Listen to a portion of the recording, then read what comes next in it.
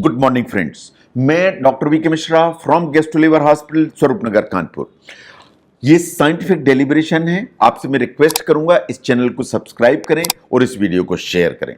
आज मैं बात करूंगा कि वो 7 हैबिट्स कौन कौन सी हैं जो वास्तव में आपको टायर्डनेस की फीलिंग लगातार दे सकते हैं। आपको लगातार ऐसा लग सकता है कि आपको लगातार थकान लगी हुई है, आपको कुछ भी एनर्जी का लेवल नहीं है, आपको किसी भी चीज में काम करने का मन नहीं है।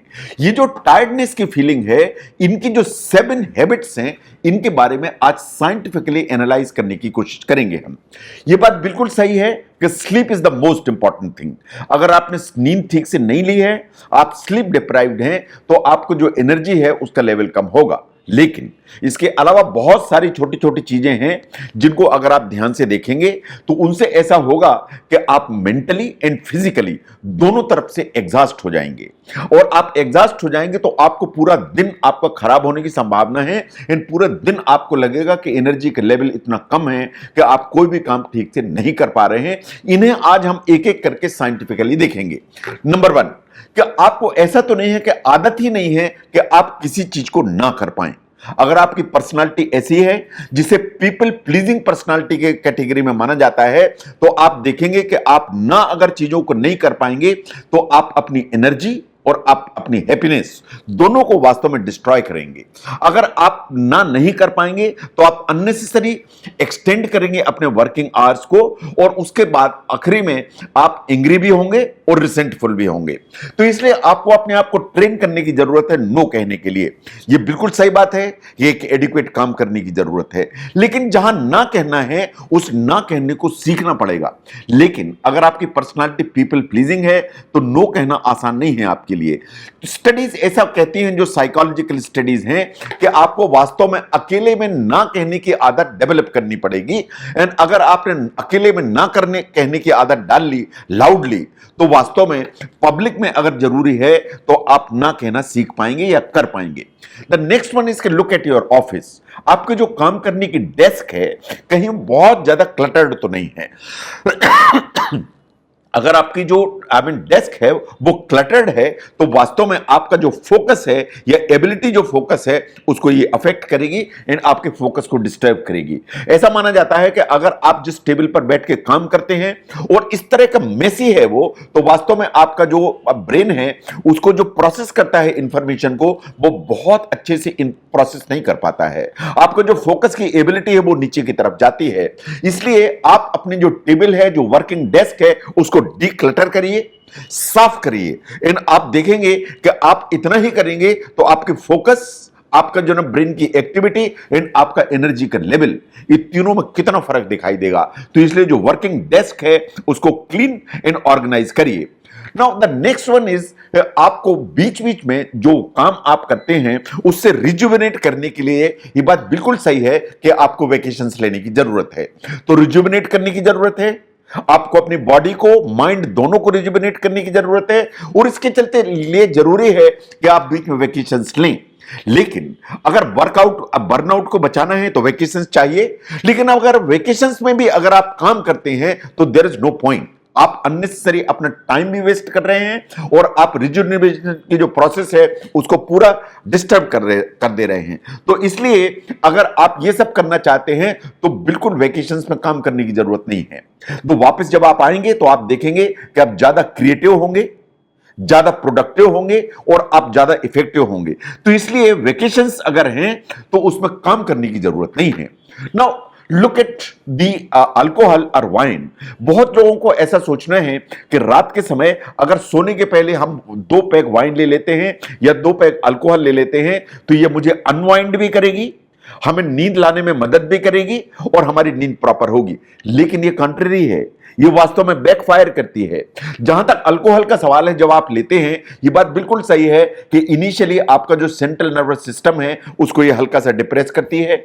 ये बात बिल्कुल सही है कि हल्का सा सेडेटिव इफेक्ट लाती है, तो हल्की सी नींद आपको लेकर आती है। लेकिन जब आपका जो स्लीप का मेंटेनेंस है उसको पूरे को जो है वाइन डिस्टर्ब करती है।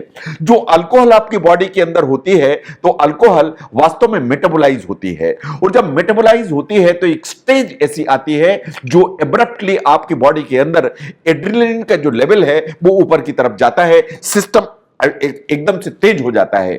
इसलिए अगर आप अल्कोहल बेड टाइम पे लेते हैं तो मिडिल ऑफ द नाइट में आपकी नींद खुलेगी, आपकी 3 बजे नींद खुलेगी, 4 बजे नींद खुलेगी, नींद डिस्टर्ब होगी अगर आपने अल्कोहल सोते समय ली हुई है तो। बिकॉज अल्कोहल जो स्लीप का जो मेंटेनेंस है उसको पूरे को सेबोटाज करने की ताकत रखती है, बिकॉज ये जो एड्रेनलिन का जो सिस्टम है उसको एब्रप्टली सर्ज करके चलती है। तो इसलिए बेड टाइम पर alcohol is absolutely no, is not recommended. Now अगर आपकी आदत है कि आप रात में बेड में या बिस्तर में बैठ के टेबलेट यूज करते हैं, स्मार्टफोन यूज करते हैं, कंप्यूटर यूज करते हैं, आप ईमेल्स देखते हैं, ये सब अगर चीजें आप करते हैं तो वास्तव में आप जो बॉडी की नेचुरल सर्केडियन रिदम है उसको डिस्टर्ब करते हैं। उसको डिस्टर्ब करेंगे तो आपकी नींद डिस्टर्ब होगी, क्योंकि ये जो इस तरह की जो ब्राइट लाइट है वास्तव में जो आपकी बॉडी के अंदर एक हार्मोन बनता है जिसे मेलेटोनिन कहते हैं, ये जो केमिकल है इसका जो प्रोडक्शन है वो नीचे की तरफ चला जाता है because of this artificial light. और जो मेलेटोनिन है यही वास्तव में हमारी नींद के लिए जिम्मेदार है। तो आप अगर आर्टिफिशियल लाइट यूज करते हैं तो मेलेटोनिन बनेगा नहीं, और मेलेटोनिन कम बनेगा तो नींद आपकी डिस्टर्ब होगी, और नींद डिस्टर्ब होगी तो आपको दूसरे पूरे दिन टायर्डनेस की एक फीलिंग आएगी। इसको ध्यान से देखिए। नाउ ये देखिए कि कहीं आपको थ्रू आउट द डे जो एनर्जी आपको कम लगती है उसको ऑप्टिमाइज करने के लिए बार बार आप कॉफी का सहारा तो नहीं लेते। Morning coffee is absolutely fine, लेकिन अगर आप कॉफी बार बार लेते हैं दिन भर में तो वास्तव में ये नाइट टाइम में आपकी स्लीप को डिस्टर्ब करती है। आपका जो स्लीप और वेकअप साइकिल है उसको वास्तव में इम्प्रॉपरली एड्रेस करके चलती है कॉफी। तो इसलिए रात में सोने से 6 घंटे पहले आपको कॉफी बिल्कुल भी इस्तेमाल नहीं करना चाहिए। अगर आप रात में सोने के पहले कॉफी इस्तेमाल करते हैं विद इन 6 आवर्स टाइम तो आप अपनी स्लीप को डिस्टर्ब करेंगे, और अगर स्लीप डिस्टर्ब होगी तो नेक्स्ट पूरा का पूरा जो डे है वो वास्तव में आपका डिस्टर्ब होगा और एनर्जी का लेवल नीचे की तरफ जाएगा। Now look at the weekend. ये जो वीकेंड का पूरा सिस्टम है ये काउंटर प्रोडक्टिव है, इन द सेंस कि आप जो है सैटरडे को पार्टी करते हैं, सैटरडे को आप जो पार्टी करते हैं वो लेट नाइट तक आप जागते हैं। जब आप लेट नाइट तक जागते हैं, अल्कोहल भी लेते हैं, डांस भी करते हैं, ये सब करते हैं, तो आप संडे को जब सो के उठते हैं तो आप हमेशा लेट सो के उठते हैं। तो आपने सैटरडे पार्टी की, सैटरडे आप लेट नाइट सोए, आप संडे बहुत लेट तक जागे, आपने 11 o'clock 12 o'clock सो के उठे, तो फिर जो संडे की जो नाइट है उसमें आपकी नींद डिस्टर्ब होगी, जो नींद का ऑनसेट है वो डिस्टर्ब होगा, और वो नींद डिस्टर्ब होगी संडे नाइट में तो मंडे जब आप सवेरे सो के उठेंगे तो आप स्लीप डिप्राइव्ड होंगे। तो ये सैटरडे नाइट की जो एक वीकेंड की जो प्रॉब्लम है वो वास्तव में आपको मंडे को दिखाई देगी कि उसके चलते आपकी जो बॉडी है वो थकी हुई आपको लगेगी। तो अगर आप ध्यान से देखें कि टायर्डनेस बहुत सी छोटी छोटी आपकी जो आदतें हैं उससे जुड़ी हुई है।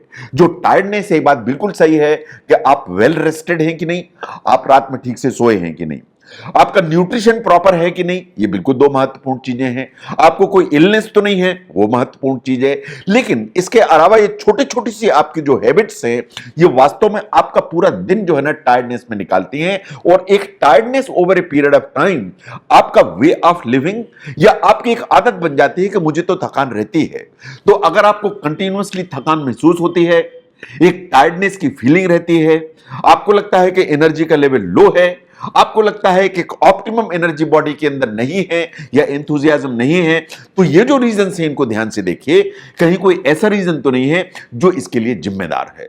अगर आप समझते हैं टायर्डनेस के इन रीजंस को समझने में ये वीडियो हेल्प करता है तो जरूर शेयर करें।